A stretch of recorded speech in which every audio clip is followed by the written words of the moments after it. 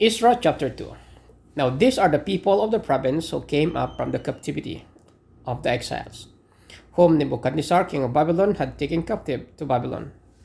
They returned to Jerusalem and Judah, each of their own town, in company with Zerubbabel, Joshua, Nehemiah, Seraiah, Reelaiah, Mordecai, Bishan, Mishpar, Bigvai, Rehum, and Baana. The list of the men of the people of Israel, the descendants of Paros, 2,172, of Sipatiah, 371, of Ara, 775, of Pahat Moab,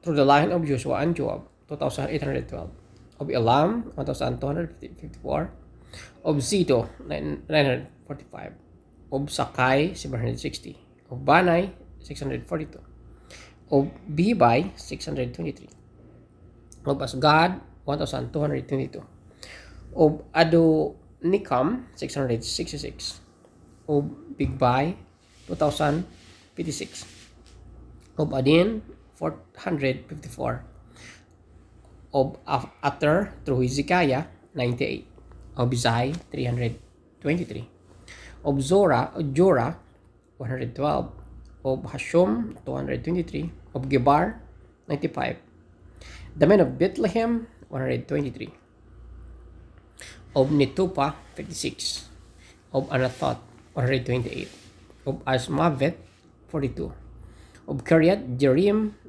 Kephira, and Beroth, 743, of Brahma and Geba, 621, of Mikmash, 122, of Bethel and Ai, 223, of Nebo, 52, of Magbesh, 156, of the other Elam, 1,254, of Harim, 320, of Lod, Hadid, and Ono, 725, of Jericho, 345, of Sinah, 3,630, the rest.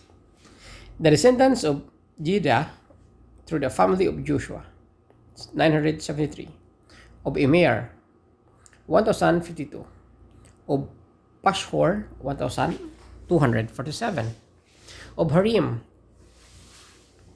1,017, the Levites, the descendants of Joshua and Kadmiel of the line of Hodabiah, the musicians, the descendants of Asaph, 128, the gatekeepers of the temple, the descendants of Shalom after Talmon, Akub, Atita, and Shubai, 139.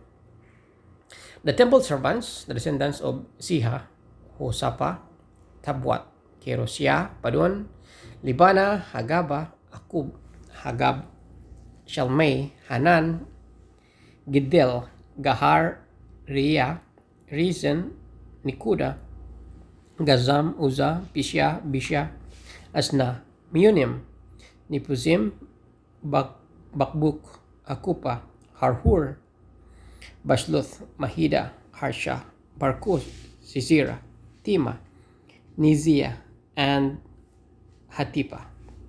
The descendants of the servants of Solomon, the descendants of Sutai, Asuperet, Piruda, Jaala, Dakron, Gidel, Sipatia, Hatiel, Pokireth, Azibaim, and Ami. The temple servants and descendants of the servants of Solomon, 392. The following came up from the towns of Tel Melah, Tel Harsha, Kirub, Adon, and Immer, but they could not show that their families were descendant from Israel. The descendants of Delea, Tobiah, and Nikoda, 652. And from among the priests, the descendants of Hubaiah, Hakush, and Barzillai, a man who had married a daughter of Barzillai the Gileadite and was called by that name. They searched for their family records, but they could not find them and so were excluded from the priesthood as unclean. The governor ordered them not to eat any of the most sacred food until there was a priest ministering with the Urim and Tumim. The whole company numbered 42,360, beside their 7,337 male and female slaves, and they also had 200 male and female singers.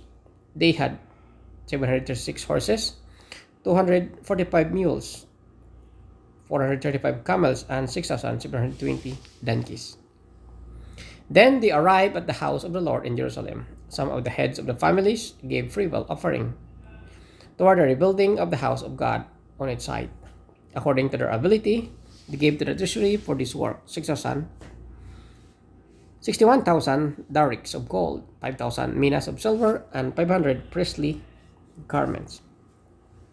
The priests, the Levites, the musicians, the gatekeepers, and the temple servants settled in their own towns, along with some of the other people, and the rest of the Israelites settled in their towns.